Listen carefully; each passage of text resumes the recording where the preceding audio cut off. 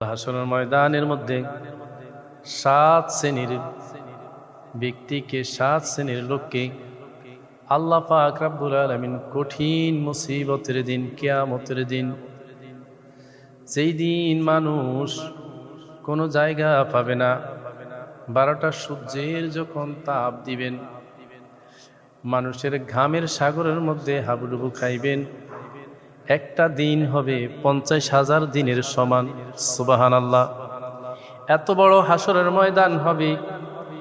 ওই দিন আমার আল্লাহ রাব্বুল আলামিন তার আরশের ছায়ার নিচে 7 শ্রেণীর ব্যক্তিকে আল্লাহর স্থান দিবেন। সুবহানাল্লাহ। হযরতে আবু হুরায়রা থেকে হাদিস খানা বুখারী ও মুসলিম শরীফের মধ্যে হাদিস খানা পাওয়া যায়। আল্লাহর নবীর প্রিয় সাহাবী হযরতে আবু হুরায়রা রাদিয়াল্লাহু তাআলা আনহু থেকে বর্ণিত, তিনি বলেন, قال رسول الله صلى الله عليه وسلم سبعة يظلهم الله في ظله يوم لا ظل إلا ظله। আমার আল্লাহ রাব্বুল আলামিন কাল কিয়ামতের দিন, মুসিবতের দিন, যেই দিন আল্লাহ পাকের রহমত ছাড়া কোনো মানুষ শান্তি পাবে না, আল্লাহ পাকের রহমত ছাড়া কোনো মানুষ পার পাবে না, ওই দিন আমার আল্লাহ রাব্বুল আলামিন 7 শ্রেণীর মানুষকে আল্লাহর আরশের ছায়ার নিচে স্থান দিবেন। সুবহানাল্লাহ। 1 নম্বর হচ্ছে ইমামুন আদিল, ন্যায়পরায়ণ বাদশা। ওই ইমাম ন্যায়পরায়ণ বাদশাহ যিনি তার দায়িত্বগুলো পরিপূর্ণভাবে পালন করেছেন, ওই ইমাম যিনি তার দায়িত্ব পালন করতে যাইয়া বিন্দু পরিমাণও তিনি অন্যায় করেন নাই, জুলুম করেন নাই, মানুষের প্রতি দৌড় চাপিয়ে দেন নাই। ওই ইমাম যিনি রাষ্ট্র পরিচালনা করতে যাইয়া কোনো পাকিবাজি করেন নাই। ভাইরা আমার, বর্তমানে আমরা দেশে কোনো রাষ্ট্রের নায়ক যদি হয়ে যায়, রাষ্ট্রপ্রধান যদি হয়ে যায়, তিনি ইচ্ছা মতো ভোগ বিলাস করেন, ইচ্ছা মতো তার লোকদেরকে ভোগ বিলাসের জন্য ছাড় দিয়ে দেন। কিন্তু আমার আল্লাহ রাব্বুল আলামিন ঘোষণা করেন, কাল হাসরের ময়দানের মধ্যে ইমামুন আদিল হবেন, ন্যায় বিচারক ইমাম হবেন, আমার আরশের ছায়ার নিচে স্থান পাবেন। তারা কঠিন মুসিবতের দিন, যেই দিন মানুষ গ্রামের সাগরের মধ্যে হাবুডুবু খাবে, যেই দিন একটা দিন হবে দুনিয়ার 50,000 দিনের সমান। ওই দিন মানুষ এত কষ্ট পাবে, ঘামের সাথে পানি মিশ্রিত হয়ে মাটি এবং ঘামে মিক্স হয়ে ঘনত্ব হয়ে যাবে, মানুষ এত কষ্ট পাবে।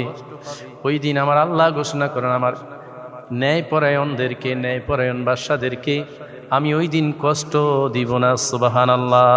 এই জন্য আল্লাহর নবী সাল্লাল্লাহু আলাইহি সাল্লাম ঘোষণা করেন, ইমামুন আদিল, ন্যায়পরায়ণ বাদশা হবে যিনি, তিনাকে আল্লাহ পাক রব্বুল আলামিন কাল হাসরের ময়দানের মধ্যে আল্লাহর আরশের ছায়ার মধ্যে স্থান দিবেন। এই আল্লাহর নবী আরো ইরশাদ হয়েছেন, এ দেলু হুয়া আকরাবুল তাকওয়া, তোমরা ন্যায় প্রতিষ্ঠা করো, কারণ এটাই তাকওয়া, এটাই হচ্ছে খোদা বিরুতা। আল্লাহর নবী সাল্লাল্লাহু আলাইহি ওয়াসাল্লাম ইরশাদ ফরমান, কুল্লুকুম রাই ওয়া কুল্লুকুম মাসউলুন আন রায়াতিহি। আল্লাহর নবী সাল্লাল্লাহু আলাইহি সাল্লামের ইরশাদ ফরমান, প্রত্যেক ব্যক্তিকে আল্লাহ রাব্বুল আলামিন প্রত্যেক দায়িত্বশীল হবেন। প্রত্যেক ব্যক্তি তার নিজ ঘরের, প্রত্যেক ব্যক্তি তার নিজ এলাকার দায়িত্বশীল হবেন। কারণ কাল হাসরের ময়দানের মধ্যে আমার আল্লাহ রাব্বুল আলামিন ওই ব্যক্তিকে জবাবদিহি করবেন, সে তার দায়িত্বগুলো পরিপূর্ণভাবে পালন করছে কিনা। সুবহানাল্লাহ। বাদশাকে জিজ্ঞেস করবেন, তুমি তোমার দায়িত্বগুলো পরিপূর্ণভাবে দেশ পরিচালনা করছো কিনা। তুমি তোমার দেশ পরিচালনা করতে যাইয়া কোনো রকম ভুল ভ্রান্তি, ভুল বেয়াদফি অথবা অন্যায়ভাবে অন্যের উপরে দোষ চেপে দিয়েছো কিনা, তুমি অন্যায় জুলুম করছো কিনা, অন্যায় পথে তুমি থেকেছো কিনা। কাল হাসরের ময়দানের মধ্যে ন্যায় বাদশাকে জিজ্ঞেস করা হবে, ঘরের লোকদেরকে জিজ্ঞেস করবে, এই পুরুষ তুমি কি করেছো? তোমার পরিবারের লোকদেরকে, তোমার স্ত্রী ভরণ পোষণ, তুমি তোমার পরিবারদেরকে তুমি সৎ পথে পরিচালনা করছো কিনা? তুমি তাদেরকে নামাজের জন্য আদেশ করছো কিনা?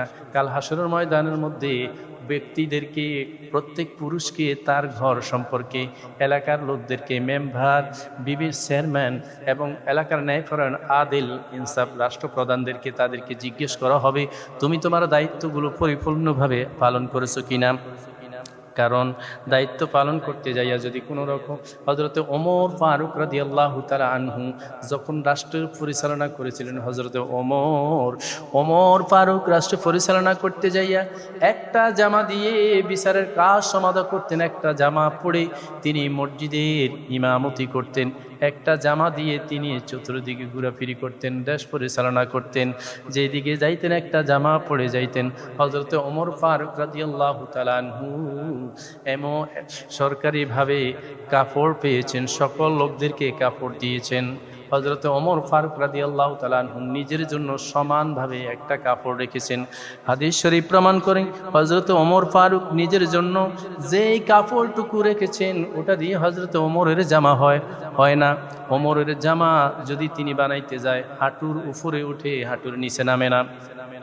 ওমরের ছেলে আব্দুল্লাহ রাদিয়াল্লাহু তাআলা আনহু ডাক দিয়ে বলেন, বাবা গো, আপনি বিচারের কাজ পরিচালনা করেন, দেশের কাজ বিচার সমাধান করেন, দেশ পরিচালনা করেন। বাবা গো, আপনি মসজিদে নববীর মধ্যে খুতবা পাঠ করেন। ও বাবা, একটা জামা দিয়ে আপনার হয় না, আর আপনাকে যে বাইতুল মাল থেকে যে যে কাপড়টুকু দেওয়া হয়েছে, এই কাপড়ে বাবা আপনার জামা পরিপূর্ণভাবে আপনার জামাটা হবে না। আমার থেকে আমার কাপড়টা আপনাকে দিয়ে দিলাম গো বাবা, আমার কাপড়টা সহ আপনি দুইটা কাপড় একসাথে করে আপনি জামা বানান, তাহলে আপনার জামাটা পরিপূর্ণভাবে হয়ে যাবে। সুবহানাল্লাহ। হযরতে ওমর ফারুক রাদিয়াল্লাহু তাআলা আনহু যখন দুইটা কাপড় দিয়ে জামা বানাইলেন, পরদিন মসজিদে নববীর মধ্যে খুতবা দিবেন। খুতবা দিতে গেলেন, লোকেরা বলাবলি করতে লাগলো, কানাঘুষা করতে লাগলো। ওমর রাদিয়াল্লাহু তাআলা আনহু ন্যায় বিচার করতে পারেন নাই, তিনি বিচার করেছেন। তিনি নিজের জন্য একটা বিচার করেন আর আমাদের জন্য আরেক বিচার করেন। ওমরের আমরা আলোচনা শুনবো না, ওমরের খুতবা আমরা শুনবো না, আমরা ওমরকে খলিফা হিসেবে আর মানতে চাই না। যখন এই বলাবলি করতে লাগলেন, হযরত ওমর রাদিয়াল্লাহু তাআলা আনহু বললেন, আমার ভাইরা আমার, আপনারা কি জন্য এত ঝগড়া ফাসাদ, আপনারা ধলাধলি শুরু করে দিয়েছেন? হযরতে সাহাবায়ে কেরাম বলতে লাগলেন, ওমর, তুমি আমাদেরকে দিয়েছো কাপড়ের, বাইতুল মালের আমাদেরকে যে কাপড় দিয়েছো, এটা দিয়ে আমাদের জামা পরিপূর্ণভাবে হয় না, কিন্তু তোমারটা পরিপূর্ণভাবে হয়েছে। এই জন্য তুমি তোমার জন্য একটা বিচার করেছো, আমাদের জন্য আরেক বিচার করেছো। ওমর গো, তুমি ইনসাফ করতে পারো নাই, আমরা তোমার কথা মানব না। হযরতে ওমর ফারুক রাদিয়াল্লাহু তাআলা আনহু চোখের পানি বেয়ে বেয়ে পড়তেছে, কথা বলতে পারতেছেন না। হযরতে ওমরের ছেলে আব্দুল্লাহ ডাক দিয়ে বলেন, এ সাহাবায়ে কেরাম, তোমরা জেনে রাখো, যার অন্তরটা ইবাদতের জন্য পাগল, ওই যুবক যার অন্তর সব সময় যৌবনকালটা, ওই যুবক যার যৌবনকালটা ইবাদতের মাঝে কাটিয়ে দিয়েছেন। সুবহানাল্লাহ। আমাদের মাঝে অনেক যুবক ভাই আছে, দেখা গেছে তারা তাদের যৌবনকালটা আল্লাহর পথে ব্যয় করে, তারা তাদের যৌবনকালে অন্যায় কাজ করে না, যৌবনকালটা আল্লাহর ইবাদতের মাঝে কাটিয়ে দেয়। আল্লাহ হাদিস শরীফের মধ্যে প্রমাণ করে, কাল হাসরের ময়দানের মধ্যে যেই যুবক তার যৌবনকালটা অন্যায় পথে ব্যয় করে নাই, খারাপ পথে ব্যয় করে নাই, ফাহিশা কাজে ব্যয় করে নাই, আল্লাহ এবং আল্লাহ রাসূলের খুশির জন্য ভালো কাজের মধ্যে ব্যয় করেছে, কাল হাসরের ময়দানের মধ্যে ওই যুবক আল্লাহর আরশের ছায়ার নিচে স্থান পাবে। জোরে কোন সুবহানাল্লাহ। আমার বন্ধুগণ,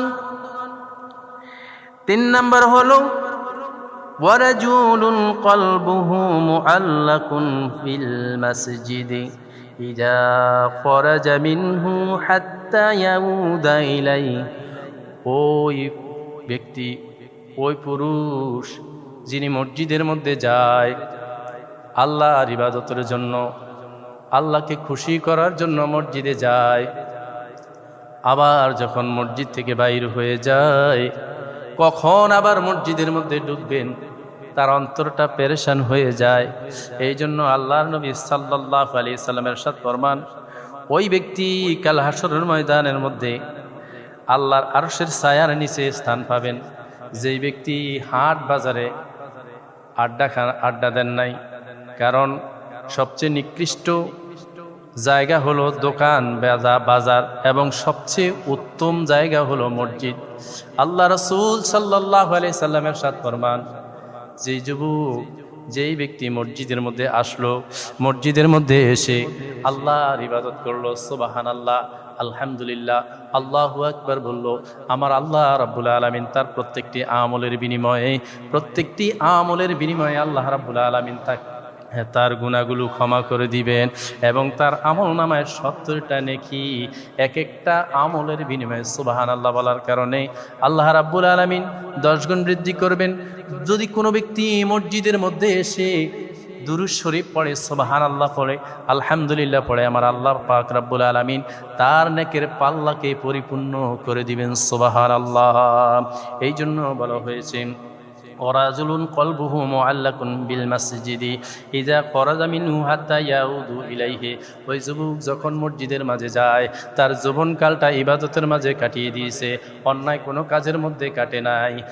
আর যখন ইবাদতের মাঝে তার জীবনকালটা তিনি কাটিয়ে দিবেন, আল্লাহর নবী সাল্লাল্লাহু আলাইহি সাল্লামের ইরশাদ ফরমান, যৌবনকালের ইবাদতটা আল্লাহর কাছে পছন্দনীয়। যেই ব্যক্তি যৌবনকালে ইবাদত করলো, সেই ব্যক্তি আল্লাহ পাক রব্বুল আলামিন তাকে বেশি মহব্বত করলেন।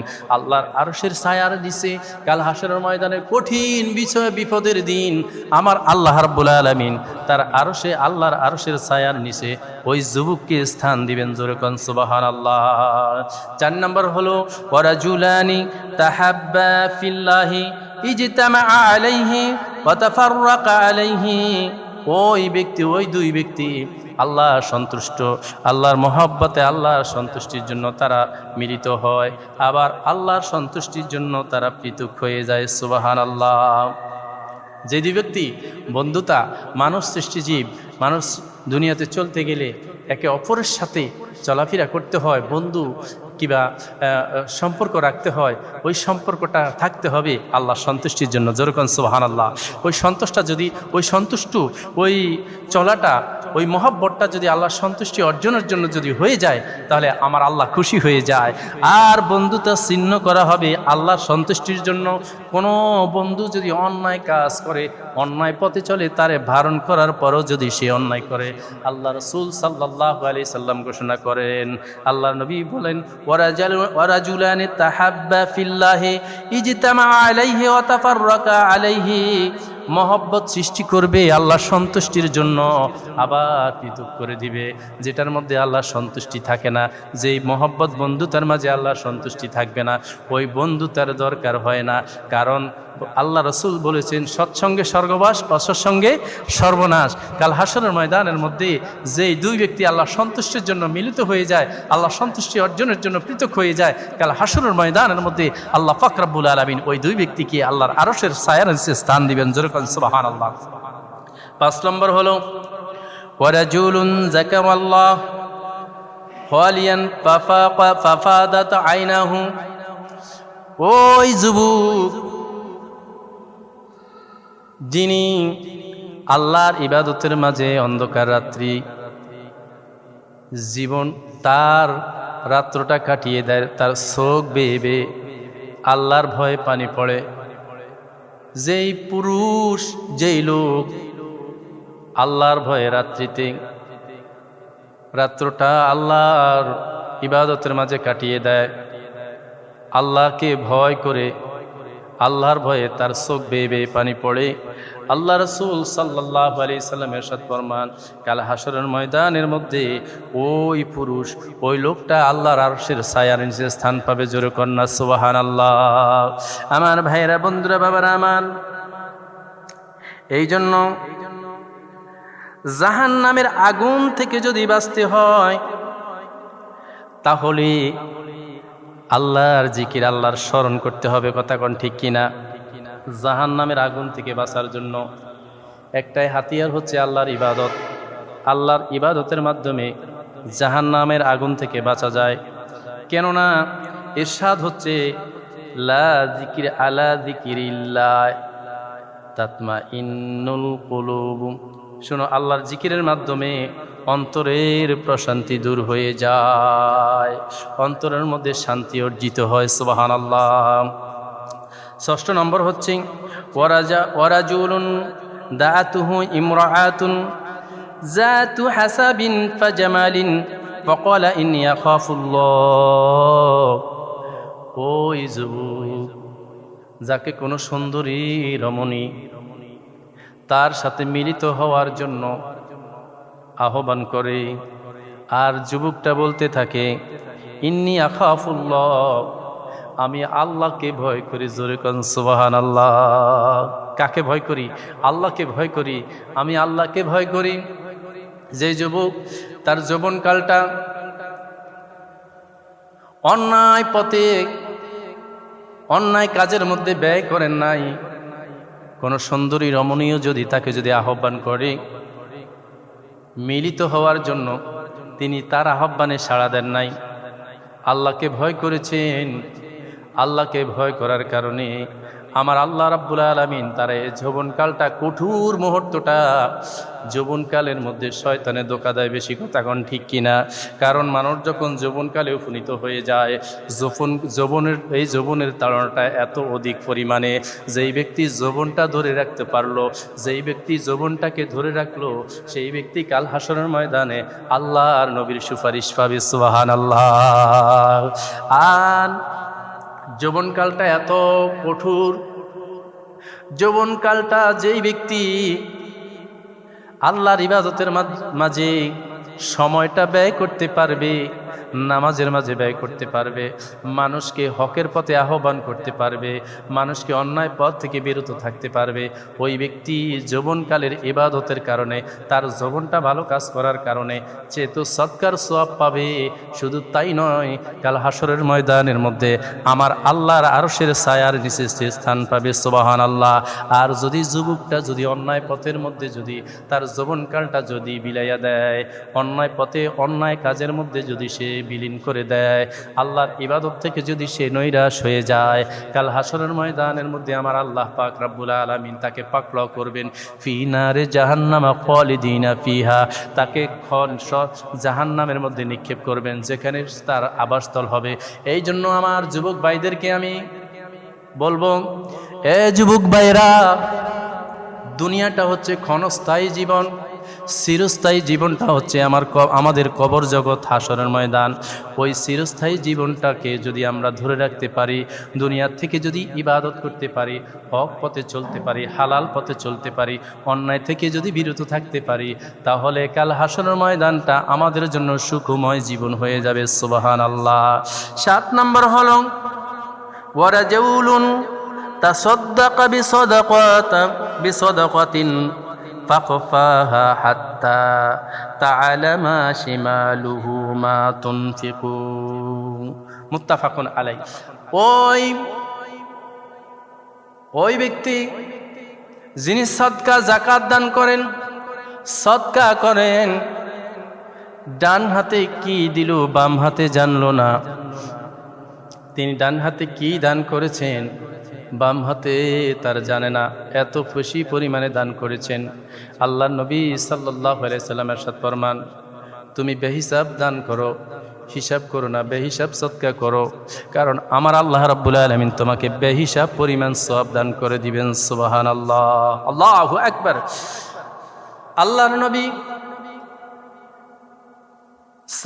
আল্লাহ পাক রাব্বুল আলামিন যেই ব্যক্তি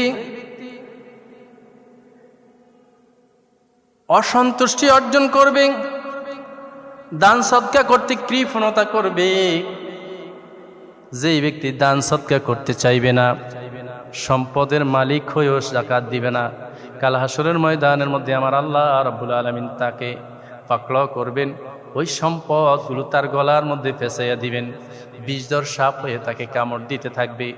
গরু, ছাগল, মহিষ, ভেড়া, দুম্বাগুলো খুর দ্বারা আঘাত করতে থাকবে, শিং দ্বারা আঘাত করতে থাকবে, আর বলবে এটাই হচ্ছে তোমার সম্পদ, যেগুলো তুমি জোগাড় করে রেখেছো। আমার আল্লাহ রাব্বুল আলামিন ঘোষণা করেন, বান্দারে তুমি যেটা খাও এবং যেটা পরিধান করতেছো এটাই হচ্ছে তোমার, যেটা তুমি দান করতেছো এটাই হচ্ছে তোমার, আর তুমি যেটা রেখে দিয়েছো সেটার মালিক কিন্তু তুমি না। আল্লাহ নবী সাল্লাল্লাহু আলাইহি সাল্লাম ঘোষণা করেন, আমার সাহাবায়ে কেরামগণ, তোমরা পরের সম্পদ নিয়ে বেশি মায়া করো না নিজের সম্পদ নিয়ে। কয় কেন ইয়া রাসূলুল্লাহ সাল্লাল্লাহু আলাইহি সাল্লাম, আমরা নিজের সম্পদের জন্য বেশি মায়া, কারণ এটা আমাদের।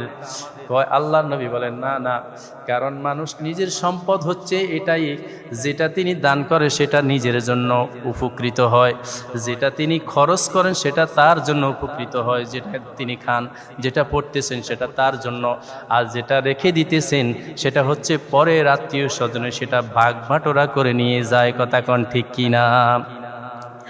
এই জন্য ইরশাদ হচ্ছে, ইন্নাল্লাহা লা ইয়ানজুরু ইলা সুরিকুম ওয়া আমওয়ালিকুম ওয়ালাকিন ইয়ানজুরু ইলা কুলুবিকুম ওয়া নিয়াতিকুম। আল্লাহ পাক রব্বুল আলামিন ঘোষণা করেন, কাল হাসরের ময়দানের মধ্যে আমার আল্লাহ তোমাদের চেহারার দিকে তাকাইবেন না। কথা কোন ঠিক কিনা?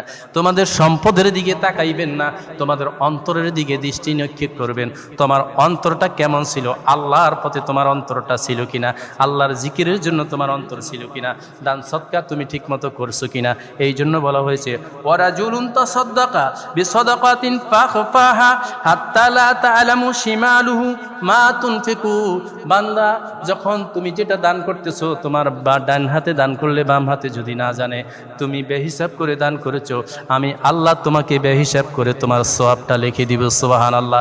এই জন্য বলতে চাই ভাইয়েরা আমার, কাল হাসরের ময়দানে এই 7 শ্রেণীর যুবক আল্লাহর আরশের ছায়ার নিচে স্থান পাবে। আমরা যাতে করে পরিপূর্ণভাবে এই আমলগুলো করে, আল্লাহর ইবাদত করে, আল্লাহকে খুশি করে, আল্লাহর ইবাদতের মাধ্যমে কাল হাসরের ময়দানের মধ্যে আল্লাহর আরশের ছায়ার নিচে স্থান পেতে পারি। সে আল্লাহ পাক রব্বুল আলামিন আমাদেরকে তৌফিক দান করুন।